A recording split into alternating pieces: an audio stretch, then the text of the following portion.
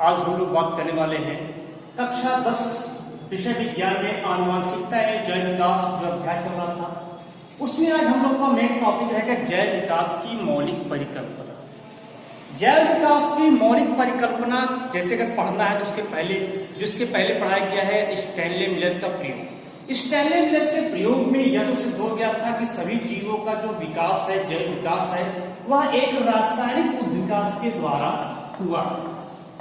तो ये जो बात वहां पर जो है कंफर्म हो गई कि सभी जीवों का जो विकास है वो विकास एक रासायनिक उद्विकास होता है और उस रासायनिक उद्विकास के फलस्वरूप समस्त जीवों की उत्पत्ति होती है।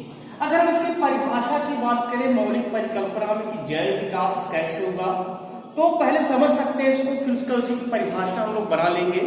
कि जैसे मान लेते देखते हैं कि बहुत सारे निम्न स्तर के जंतु पाए जाते हैं, कहीं ना कहीं उन निम्न स्तर के जंतुओं में उसी प्रकार के समस्त जैविक क्रियाएं होती है जिस प्रकार से उच्च वर्ग के जो जंतु हैं या पौधे हैं उनमें जिस प्रकार की जैविक क्रिया होती है, उसी प्रकार निम्न वर्गीय जीव जंतुओं में भी जैविक क्रिया होती है। तो यहां पर अगर इसकी एक परिभाषा निकाल करके आए तो ये परिभाषा निकल के आती है कि जैव विकास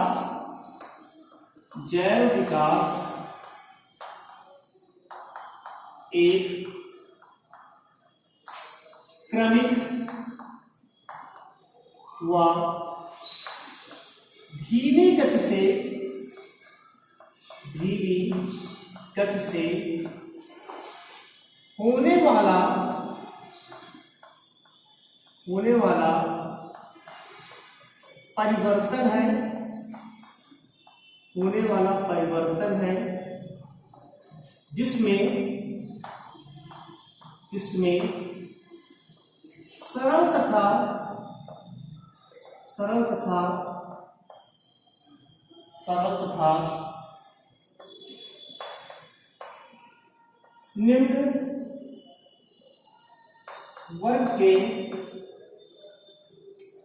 वर्ग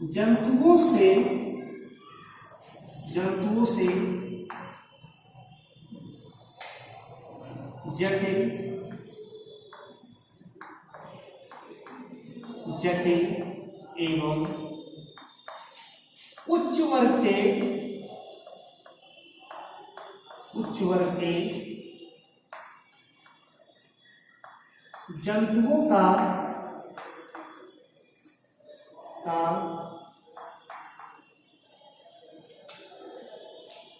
जैव विकास या जैव उद्विकास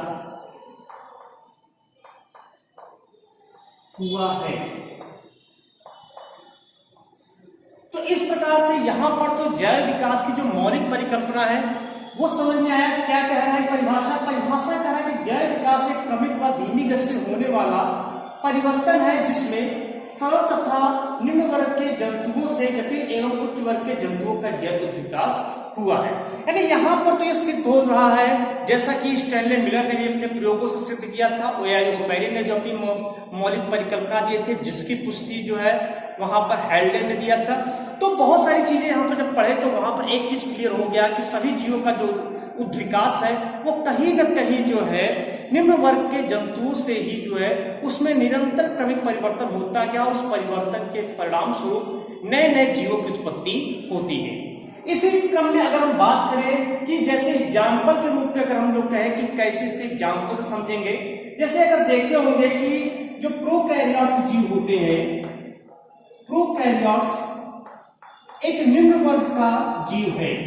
जो प्रोकैरियोटिक जीव होते हैं वो एक निम्न वर्ग के जीव होते हैं और ऐसा माना जाता है कि उसी प्रोकैरियोटिक जीवों में निरंतर एवं क्रमिक उद्विकास होता गया जिसके फलस्वरूप यूकैरियोटिक जीवों की उत्पत्ति हुई।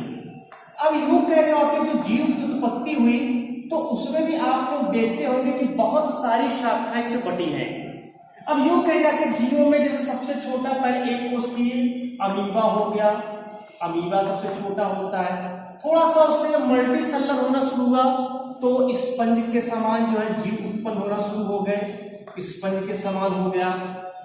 और भी थोड़ा सा इसमें विकसित हुआ तो उत्की स्तर के जंतु से हाइड्रा हो गया, इसकी उत्पत्ति हो गई, इस तरह से जीवों की उत्पत्ति हुई। थोड़ा और अंगों का विकास होने लगे तो प्लेटीहेल्मिन्थीस, फिर निमेटोहेल्मिन्थीस, फिर एनालिडा, मोलस्का, आर्थ्रोपोडा, इकांडरबेटा और अंत में कार्डेटा। तो इस तरह से होते हुए से कीट की उत्पत्ति हुई मान लेते हैं। इसके बाद कीट फिर और थोड़ा डेवलपमेंट होते होते गया और मछलियों की उत्पत्ति हुई, मछली बनी, मछलियां बने। मछली के बाद जो है फिर थोड़ा और विकास होता गया तो वहां पर जो है कुछ उभयचर बने, जैसे कि मान सकते हैं यहाँ पर जो है मेढक हो गया, मेढक की उत्पत्ति। थोड़ा और हुआ तो सर्प जैसे इस प्रकार की उत्पत्ति हुई, फिर पक्षियों की उत्पत्ति हुई और फिर जो है यहाँ पर चतुष्पादी जंतुओं की उत्पत्ति हुई। चतुष्पादी जंतुओं की उत्पत्ति हुई। तो इस प्रकार से यहाँ पर हम क्या देख रहे हैं, या चतुष्पादी लिख सकते हैं या इसमें स्तनधारी लिख सकते हैं, स्तनधारी की उत्पत्ति हुई। तो इस तरह से देख रहे हैं कि एक क्रमिक रूप से परिवर्तन हुआ जिसमें मनुष्य आता है। तो इस तरह से यहाँ पर एक जो विकास हो रहा है वो एक निरंतर क्रमिक रूप से हो रहा है और जो निम्न स्तर का जंतु था, एक कोशिकीय निम्न स्तर का जो जंतु था, उससे कहीं ना कहीं निरंतर विकास होते होते एक उच्च वर्गीय जंतु अर्थात मनुष्य की उत्पत्ति हुई। तो ये पूरी प्रक्रिया है, इसको जैव उद्विकास के नाम से जानते हैं। जैव उद्विकास की प्रक्रिया में कुछ वाद दिए गए, उस वाद को पढ़ना अनिवार्य है। जैसे यहां पर हम पहले हेड डाल देते हैं, इसको हटाते हैं, जैव विकास के वाद या जैववाद, जैव विकास वाद। देखिए अगर जैव विकास के संबंध में बात करें तो तीन इसमें जो थ्योरीज है, तीन वाद इसमें सबसे महत्वपूर्ण होता है। सबसे पहला इसमें जो मत है वो है लैमार्कवाद।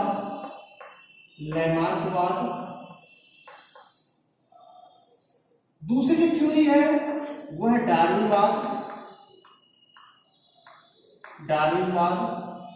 और तीसरी जो थ्योरी है वो है उत्परिवर्तनवाद।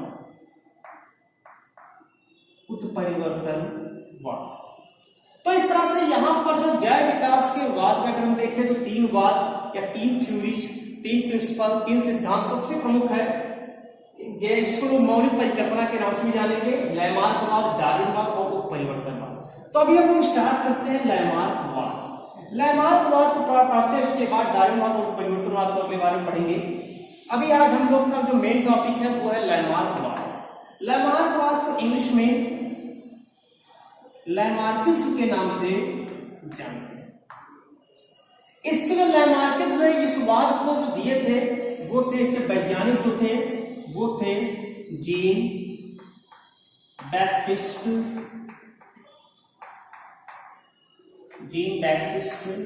D Lamarck. तो जीन बैप्टिस्ट डी लैमार्क ने 1809 ईस्वी में इनकी एक बुक आई थी, फिलॉसफी जूलॉजिक।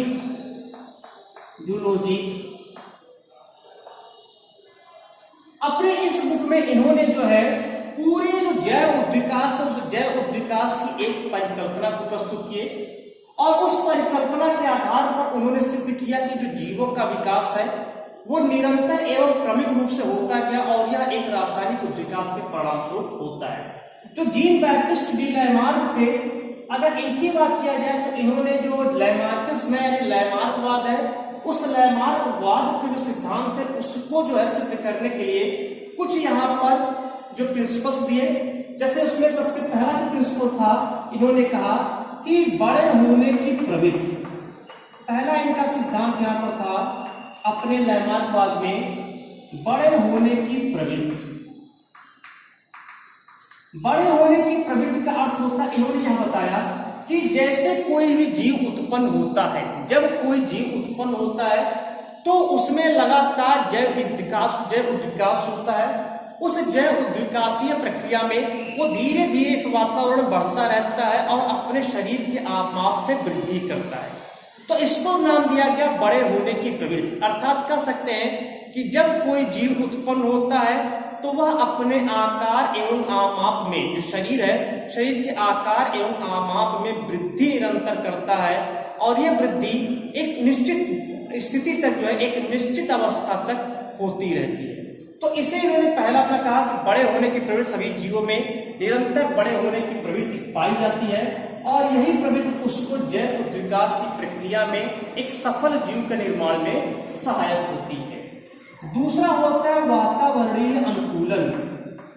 दूसरा है वातावरणीय अनुकूलन। इन्होंने एक चीज और यहां पर कहा कि जब कोई जीव निरंतर वृद्धि करता है, अपने शरीर के आकार एवं आमाप को निरंतर बढ़ाता है, तो वह उसके साथ साथ में वातावरण के साथ भी अनुकूलन करता है।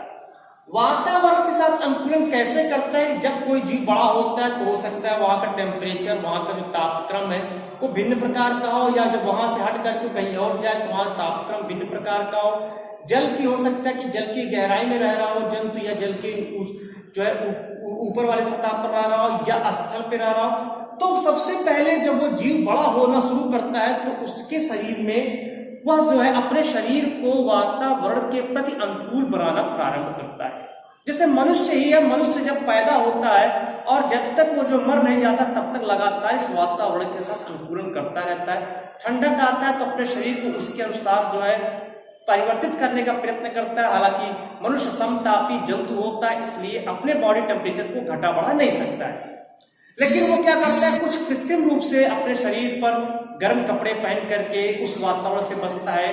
गर्मी आती है तो कृत्रिम रूप से पंखे आदि का जो उपयोग करता है और अपने शरीर को जो है गर्म से बचाता है। लेकिन कुछ जो असमतापी जंतु होते हैं, जिसमें असमतापी जंतु में अगर हम लोग बात करें, जिसमें सांप आ जाता है, तो ये सांप है, मेढक है, सब असमतापी जंतु होते हैं। ये वातावरण के अनुसार अपने शरीर के तापक्रम को परिवर्तित कर सकते हैं। तो इस प्रकार से सभी जीव जैसे जैसे बड़े होते हैं वैसे वैसे वातावरण के साथ अनुकूलन करते हैं। और उसके अंदर तीसरा सिद्धांत था, वो था अंगों की उपयोगिता व अनुपयोगिता। अंगों की उपयोगिता, अंगों की उपयोगिता एवं अनुपयोगिता। अनुपयोगिता देखिए, इन्होंने इनके अकॉर्डिंग हम पढ़ रहे हैं लैमार्कवाद के अनुसार। लैमार्क का मानना है कि जिन अंगों का उपयोग हम अधिक से अधिक करते हैं वो अधिक विकसित और अधिक बड़े हो जाते हैं। ध्यान रखिएगा, ये जो थ्योरी है ये लैमार्कवाद पर हम लोग चले, लैमार्क के अनुसार बात कर रहा हूं। लैमार्क के अनुसार हम जिन अंगों की, जो जीव होता है, जीव जिन अंगों का अधिक से अधिक उपयोग करता है वो अधिक बड़े एवं विकसित हो जाते हैं, जबकि जिन अंगों का वह उपयोग कम से कम करता है वो बहुत ही कम विकसित अथवा धीरे धीरे वो विलुप्त हो जाते हैं, या फिर मात्र एक अवशेषी अंग के रूप में शेष बचते हैं, या मात्र वहां पर एक अवशेषी अंग के रूप में शेष बचता है। अर्थात धीरे धीरे कहीं न कहीं उसका जो बहुत ही जिसका कम उपयोग करता है जिन अंगों का, वो धीरे धीरे छोटे होते जाते हैं और छोटे होते होते विलुप्त हो जाते हैं, या शरीर में मात्र एक अवशेषीय अंग के रूप में बचते हैं। जैसे एग्जाम्पल में अगर हम बात करें तो मनुष्य का जो कर्ण पल्लव है, इन्होंने जो एग्जाम्पल दिया, मनुष्य का जो कर्ण पल्लव है इसका कोई उपयोग नहीं, इसलिए अत्यधिक छोटे हो गए। और ये जो कर्ण पल्लव की पेशियां हैं, ये कर्ण पल्लव की पेशियां केवल अवशेषीय अंग के रूप में ही शेष बचते हैं।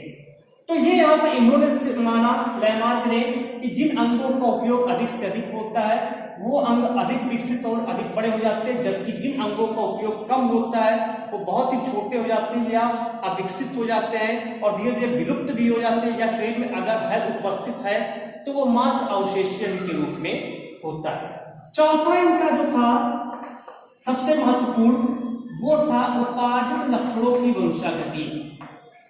उपार्जित लक्षणों की वंशागति। देखिए, अगर वो उपार्जित लक्षणों की वंशागति की बात करें तो यही इनका जो है, जो उपार्जित लक्षणों की वंशागति है, यही इनका जो है मेन सिद्धांत। अगर कभी भी एग्जाम में पूछा जाए तो इनका जो है मेन सिद्धांत जो रहता है वो उपार्जित लक्षणों की वंशागति ही मानी जाती है। इस चीज को ध्यान रखिएगा पूछा जाता है एक नंबर में क्वेश्चन कि लैमार्कवाद का मूल सिद्धांत क्या है। तो लैमार्कवाद का जो मूल सिद्धांत है वो होता है उपार्जित लक्षणों की वंशागति। अब देखिए उन्होंने उपार्जित लक्षणों की वंशागति को किस रूप में जो है उपार्जित लक्षणों की वंशागति जो है वो किस रूप में इन्होंने इसको परिभाषित किया। अगर हम बात करें तो इन्होंने माना कि जो भी लक्षण ऐसे लक्षण जो वातावरण के द्वारा अर्जित किए जाते हैं उन लक्षणों को उपार्जित लक्षण कहते हैं। देखिए दो प्रकार के लक्षण होते हैं, एक आनुवांशिक लक्षण होता है और दूसरा उपार्जित लक्षण होता है। आनुवांशिक लक्षणों को हम माता पिता से प्राप्त करते हैं, अर्थात जो संतान होता है वो अपने जो भी उसके पीढ़ी होते हैं या उसके पूर्वज होते हैं वहां से प्राप्त होता है। लेकिन अगर उपार्जित लक्षणों की बात करें तो ये उपार्जित लक्षण वह जो जीव है वह स्वयं वातावरण से ग्रहण करता है। तो ऐसे लक्षण इन्होंने माना लैमार्क ने कि जो जीव होता है, जीव में सबसे पहले बड़े होने की प्रवृत्ति होती है, निरंतर वृद्धि करता है, फिर उसके बाद वो वृद्धि करते हुए वातावरण के साथ अनुकूलन करता है, फिर इसके पश्चात लगातार जिन अंगों का उपयोग रहता है वो वृद्धि करते हैं और जो है बड़े होते हैं और विकसित हो जाते हैं। इसके बाद साथ साथ में जब वो वृद्धि करता है जीव तो वह नए नए इस वातावरण से नए नए लक्षणों को अर्जित स्वयं करता है। तो जो स्वयं के द्वारा अर्जित किया हुआ लक्षण होता है उसी को कहते हैं उपार्जित लक्षण। तो इन्होंने माना कि जो लक्षण जो वातावरण के द्वारा जो जीव वातावरण के द्वारा लक्षणों को अर्जित करता स्वयं अर्जित करता वो धीरे धीरे उसके जो है लक्षणों को परिवर्तित कर देता है और एक नए लक्षण की उत्पत्ति करता है, एक नए प्रकार की जाति की उत्पत्ति होती है। तो इन्होंने कहा कि जो उपार्जित लक्षण जो जीव जो भी वातावरण से लक्षणों को अर्जित कर रहा है वो लक्षण धीरे धीरे उसके शरीर में पहुंचकर अस्थायी हो जाता है और वो उसकी आने वाली पीढ़ियों में प्रसारित हो जाते हैं, जिसे इन्होंने उपार्जित लक्षणों की वंशागति कहा। अब इनके जो चारों प्रिंसिपल थे इसमें सबसे मूल जो सिद्धांत था वो तो उपार्जित लक्षणों की वंशागति, ये सबसे महत्वपूर्ण है। अब बात करते हैं इसमें इनके जो है जो लैमार्कवाद है इनके समर्थकों की हम बात करते हैं।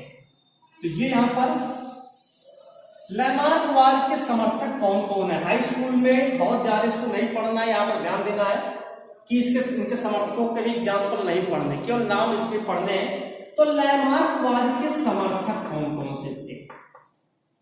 देखिए लैमार्कवाद के प्रबल समर्थकों में अगर हम लोग बात करें, जो इनके प्रबल समर्थक थे और अपने भी इन्होंने भी बहुत सारे प्रयोग किए, इनके जो समर्थक थे और उन्होंने इस बात को सिद्ध किया कि जो लैमार्क ने जैसा बताया जैव विकास ठीक उसी प्रकार से जैव विकास की प्रक्रिया होती है।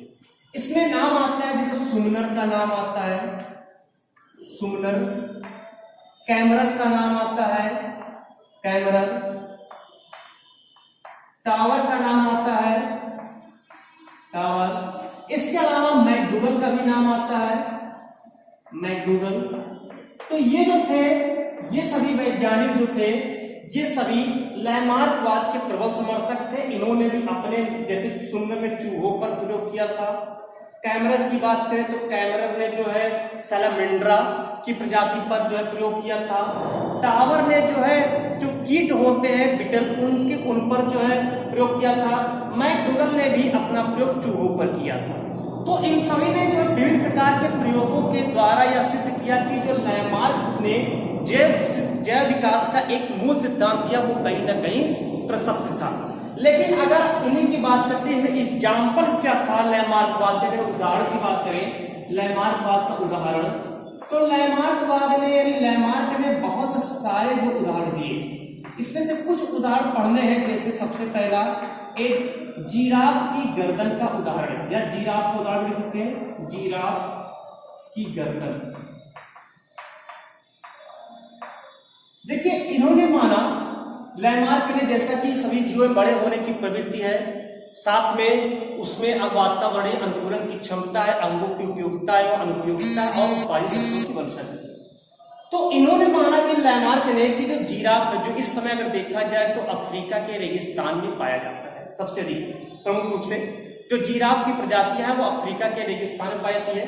देखते होंगे कि जिराफ है, उस जिराफ का जो गर्दन है, गर्दन तथा अगली जो टांगे होती हैं, अगली टांग, ये अधिक लंबे होते हैं, टांग अधिक लंबे होते हैं।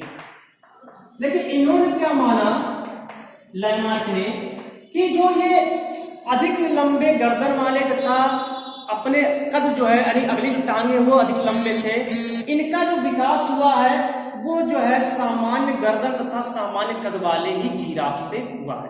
लैमार्क मानते हैं कि जो आज के समय में जिराफ है जिसकी गर्दन बहुत ही लंबी होती है, जिसकी अगली टांगे भी काफी लंबी होती है और ऊंचे ऊंचे वृक्षों की जो पत्तियां होती है उसको उठा करके अपना भोजन लेता है, वो कहीं न कहीं प्रारंभ के समय में वो सामान्य गर्दन और सामान्य टांगों वाले छोटे कद के जो जिराफ थे उससे उसकी उत्पत्ति हुई। इन्होंने माना कि जो प्राचीन समय में पहले जो वहां पर उपस्थित थे वनस्पतियां थी वो मृदा पर भी पाई जाती थी, ऊंचे ऊंचे वृक्षों पर भी होती थी। लेकिन अचानक कुछ इस प्रकार की भौगोलिक परिवर्तन हुआ जिसके परिणाम स्वरूप जो मृदा के यानी कि नीचे की वनस्पतियां थी धीरे धीरे विलुप्त हो गई और केवल शेष जो है ऊंचे ऊंचे वृक्षों पर वनस्पतियां ही बची। तो जो जिराफ उसमें जो है जो जिराफ अपने गर्दन और टांगों को लंबा करने का प्रयत्न किया और उचक करके भोजन करना शुरू किए, वो धीरे धीरे जीवित रहे और उनके अंदर वो प्रवृत्ति आती गई और उनके जो अगली टांगे और गर्दन है वो लंबी हो गई, अप्रत्याशित रूप से लंबी हो गई। जबकि जिस जिराफ ने अपने आप में परिवर्तन नहीं कर पाया वो धीरे धीरे विलुप्त हो गए। तो इनका जो पहला मानना था लैमार्क का कि जिराफ की जो गर्दन और अगली टांगे काफी जो लंबी है वो प्राचीन समय के सामान्य गर्दन तथा छोटे कद वाले जिराफ से इनकी उत्पत्ति हुई है। दूसरा इनका जो उदाहरण वो सांप।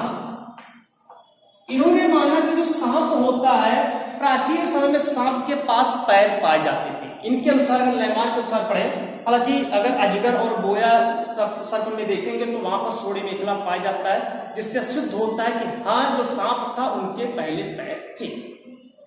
तो इन्होंने भी जो माना, इन्होंने कहा कि सांप थे पहले इनके पैर पाए जाते थे, इसलिए सांप को टेट्रापोडा में रखा गया, चतुष्पादी 4 पैर वाले में रखा गया है। जो सांप होता है पहले इसके पास जो है पैर पाए जाते थे, लेकिन लगातार बिल में घुसने के लिए या फिर झाड़ी में चलने के लिए वो पैर अनुपयोगी हो गए और अनुपयोगी होकर धीरे धीरे जो पैर है वो पैर विलुप्त हो गया। तो ये 2 एग्जाम्पल इनका आप पढ़ सकते हैं, जिराफ की गर्दन का एग्जाम्पल पढ़ सकते हैं और अगली टांगे, और दूसरा सर्प का। वैसे एग्जाम्पल इनका गैर जंतुओं में कड़पल्लव भी एक इनका एग्जाम्पल रहता है, लेकिन हाई स्कूल में आप केवल 2 ही पढ़ना है, एक जिसमें जो है पॉजिटिव हो रहा है और एक जिसमें निगेटिव, यानी एक जिसमें शरीर की अतिवृद्धि हो रही है और एक जिसमें शरीर के कहीं ना कहीं अंगों का लोप हो रहा है। तो ये 2 यहाँ पर है। अब बात करते हैं लैमार्कवाद के विरोध में, यानी विपक्षी कौन कौन थे। यानी जो लैमार्कवाद के आलोचक थे, यानी कह सकते हैं लैमार्कवाद के आलोचक, लैमार्कवाद के आलोचक। देखिए अगर आलोचक की बात करें तो इनके आलोचकों में सब 2 वैज्ञानिक का नाम सबसे प्रमुख है। एक है कुवियर तथा एक है वीजमान। कुवियर तथा वीजमान इनके सबसे प्रबल आलोचक थे जिन्होंने इनका पूर्ण रूप से विरोध किया। वीजमान ने अपने प्रयोगों के द्वारा जो सिद्ध किया, वीजमान ने अपना जो प्रयोग है वो प्रयोग चूहों पर किया। इन्होंने क्या किया कि चूहों की लगभग 20 से 22 पीढ़ियों का इन्होंने अध्ययन किया था, 20 से 22 पीढ़ियों का, और प्रत्येक पीढ़ी में जैसे चूहे के बच्चे उत्पन्न होते थे वो चूहे के बच्चों के पूंछ काट देते थे। तो ये लगातार प्रक्रिया 20 से 22 पीढ़ियों में उन्होंने किया, लेकिन जितनी बार भी चूहे के बच्चे उत्पन्न होते सभी पूंछयुक्त ही चूहे के बच्चे उत्पन्न होते थे। अतः यहाँ पर सिद्ध होता है कि हम जिन अंगों का उपयोग कम या अधिक करते हैं वो अंगों का लोप या विलोप नहीं होता है। तो इस तरह से इन्होंने जो लैमार्क था उस लैमार्कवाद को असत्य किया, यहाँ पर असत्य सिद्ध किया। अपने प्रयोग के द्वारा इन्होंने चूहों की 20 से 22 पीढ़ियों का अध्ययन किया, लगातार उसके पूंछ काटते रहे और लेकिन प्रत्येक पीढ़ी में एक नए पूंछ वाला चूहा ही उत्पन्न हुआ। यानी ये यहाँ पर दूसरा इन बहुत सारे प्रयोग है, जैसे कि अगर इनकी आलोचनाओं में बात करें लैमार्कवाद के, जैसे अगर हम देखें कि कोई भी जैसे हिंदू रीति रिवाज में होता है कि नाक या कान को छेदते हैं, लेकिन फिर भी जो अगली पीढ़ी उत्पन्न होती है उनमें जो इस लड़कियां होती हैं वो जो है सामान्य नाक और कान वाली होती है, उनमें छिद्र नहीं होता है। तो यह भी प्रथा। इसी प्रकार मुस्लिमों में भी जो खतना का भी जो रिवाज है, अगर उसमें भी देखिए तो जितनी बार भी बच्चे उत्पन्न होंगे उसमें सामान्य होगा, बाद में भले वो खतना किया जाए, लेकिन जब वो शिशु उत्पन्न होता है तो वह शिशु जो है सामान्य रूप से होता है। इसके अलावा अगर आप देख सकते हैं कि जैसे लैमार्कवाद के अनुसार कि जिन अंगों का उपयोग अधिक से अधिक कर रहे हैं वो अधिक बड़े और विकसित हो जाने चाहिए, तो जो पढ़ने वाला छात्र है वो लगातार जब पढ़ता है तो उसकी आंखें जो है वो अधिक बड़ी और अधिक जो विकसित हो जानी चाहिए, जबकि यहाँ पर अपोजिट होता है। तो यह भी इनका जो है एक आलोचनाओं में आ जाता है। इसके अलावा कह सकते हैं जैसे मान लेते हैं कोई बहुत ही पहलवान व्यक्ति है, वो व्यायाम कर रहा है, लगातार जो है वो व्यायाम कर रहा है, उसके शरीर हष्टपुष्ट है, लेकिन उसकी जो संतान है अगर मान लेते हो व्यायाम नहीं करे तब भी वो हष्टपुष्ट शरीर उसका जो है नहीं बन सकता है। तो ये चीज यहाँ पर रहता है, ये इनकी आलोचनाओं में आता है लैमार्कवाद की। तो इस तरह से लैमार्कवाद की आलोचना हुई और लैमार्कवाद को असत्य किया गया। फिर उसके बाद आया नव लैमार्कवाद। फिर जब इनकी आलोचना हुई तो इनके समर्थक जो बड़े निराश हो गए, उन्होंने फिर क्या किया, नव लैमार्कवाद प्रस्तुत कर दिया।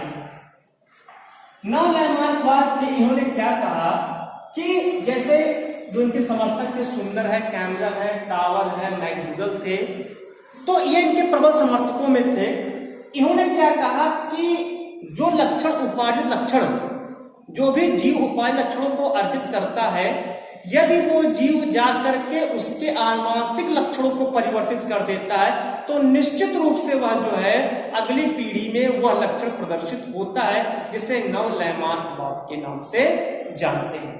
तो इस प्रकार से फिर से नव लैमार्कवाद को नव लैमार्कवाद के रूप में प्रस्तुत किया गया। हालांकि जो लैमार्कवाद है इसके बहुत सारे अपवाद भी यहाँ पर उपस्थित है, उस अपवादों के आधार पर लैमार्कवाद को भी पढ़ा जाता है। तो ये जो है जैव विकास के, अगर हम लैमार्क जैव विकासवाद है, उस जैव विकासवाद का पहला जो टॉपिक था लैमार्कवाद वो पढ़े। इसके बाद भी डार्विनवाद और उत्परिवर्तनवाद शेष बचा है। तो आज के लिए हम लोग इतना ही टॉपिक पढ़ते हैं। आई होप आप लोग को समझ आएगा। Thank you so much.